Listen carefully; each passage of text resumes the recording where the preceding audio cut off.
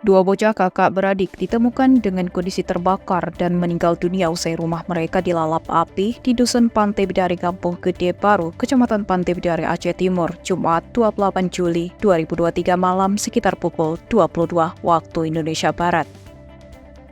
Kedua korban adalah Darafona 6 tahun dan adiknya Muhammad Fatih 2 tahun, anak dari Mustafa. Saat ditemukan warga, jasad bocah malang tersebut dalam kondisi terbakar di kamar tidurnya.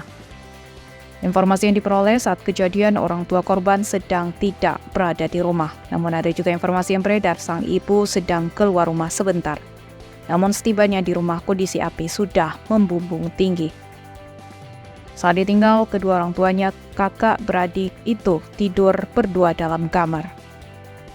Saat ini jenazah kedua bocah tersebut sudah dievakuasi ambulan dibawa ke rumah sakit terdekat untuk divisum. Diduga kebakaran terjadi akibat korsleting listrik.